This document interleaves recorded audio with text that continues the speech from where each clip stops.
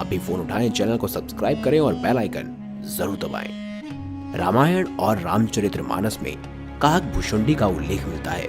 उत्तरकांड में भी इनका उल्लेख मिलता है। वैसे सवाल ये है कि काकभूषुंडी आखिर थे कौन? कहते हैं सर्वप्रथम श्री राम की कथा भगवान श्री शंकर ने माता पार्वती जी को सुनाई थी। उस कथा को एक कौवे ने भी सुन लिया और उसी कौवे का पूर्व जन्म काकभूषुंडी के रूप में हुआ। जब राम बालक थे तब वह उनके पास ही रहते थे। काकभूषुंडी को पूर्व जन्म में भगवान शंकर के मुख से सुनी वह राम कथा पूरी की पूरी याद थी। इसीलिए वे राम के पास रहकर उनकी बाल लीला देखते रहते थे। लेकिन एक बार उन्होंने राम के हाथ से रोटी का टुकड़ा छीन लिया तो राम रोने लगे। काकभूषुंडी सोच में पड़ गए, क्या तीनों लोगों का स्वामी रोटी के एक छोटे से टुकड़े के लिए रो सकता है? उनके मन में भ्रम उत्पन्न हो गया और वह सोचकर वहां से उड़ चले कि यह तो कोई साधारण सा बालक है।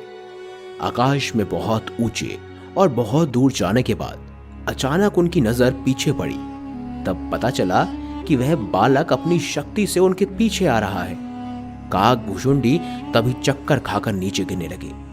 जब उन्हें होश आया तो उन्होंने देखा कि वह तो उसी बालक के चरणों में गिर पड़े हैं जो थोड़ी देर पहले महल में रो रहा था, यानी कि प्रभु श्री राम।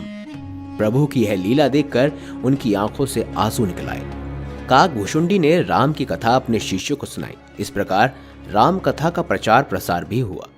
काकभूषुंडी इस कथा को भगवान गरुड़ से सुनते हैं और गरुड़ से ऋषि यातस्यल्य, और कहते हैं कि वाल्मीकि को यह राम कथा के वनवास से लौट आने के बाद नारद जी ने उन्हें सुनाया था।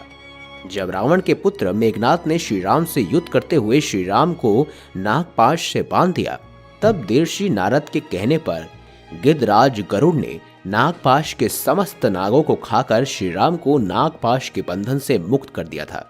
भगवान राम के इस तरह नागपाश में बच जाने पर श्री राम ने भगवान होने पर गरुड़ को संदेह हो गया। गरुड़ का संदेह दूर करने के लिए देव ऋषि नारद उन्हें ब्रह्मा जी के पास भेज देते हैं। ब्रह्मा जी उनको शंकर जी के पास भेज देते हैं। भगवान शंकर ने भी गरुड़ को उनका संदेह मिटाने के लिए काकभूषुंडी के पास भेज दिया। अंत में काकभूषुंडी जी ने राम के चरित्र की पवित्र कथा सुनाकर गरुड़ के संदेह को दूर कर दिया। लोमश ऋषि के श्राप के चलते काकभूषुंडी कौवा बन गए थे और लोमश ऋषि ने श्राप से मुक्त होने के लिए उन्हें राम मंत्र और इच्छा मृत्यु का वरदान भी दिया। कौवे के रूप में भी उन्होंने अपना संपूर्ण जीवन व्यतीत किया था।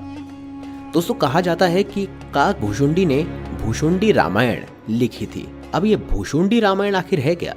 भूषुंडी रामायण में पूरी तरह से काकभूषुंडी किस तरह से भगवान श्री राम के चरित्र को दर्शाते हैं, ये सब बताया गया है। इस कथा के अनुसार एक बार अयोध्या में अकाल पड़ा और काकभूषुंडी अवंतिका यानी कि उज्जैन के वहां पर श्रुतक थे। वहां जाकर वे एक व्रीप की सेवा करने लगे। व्रीप ने उन्हें अपने यहाँ आश्रय दिया। एक बार जब व्रीप भगवान शंकर की पूजा प्रार्थना कर रहा था तो इससे उसका घोर अपमान उन्होंने कर दिया। इस पर भगवान शंकर ने आकाशवाणी करके उसे श्राप दिया कि तुमने अपने गुरु का निरादर किया है, इसीलिए अब तुझे सर्प की अधम योनि मिलेगी और उस योनि के बाद तुझे 1000 बार अनेक योनि में जन्म लेना पड़ेगा। काकभूषुंडी के गुरु बड़े दयालु थे, इसीलिए उन्होंने शिवजी की स्तुति करके अपने शिष्य के लिए क्षमा प्रार्थना की। गुरु के द्वारा स्वयं क्षमा याचना करने से भगवान शंकर ने आकाशवाणी करके कहा, हे ब्राह्मण, मेरा श्राप व्यर्थ नहीं जाएगा। इसको 1000 बार जन्म अवश्य ही लेना पड़ेगा, किंतु इसके जन्म मरण का दुख इसे नहीं होगा, ना ही यह अपने किसी भी जन्म की स्मृति को भूलेगा। इसे अपने प्रत्येक जन्म का स्मरण बना रहेगा।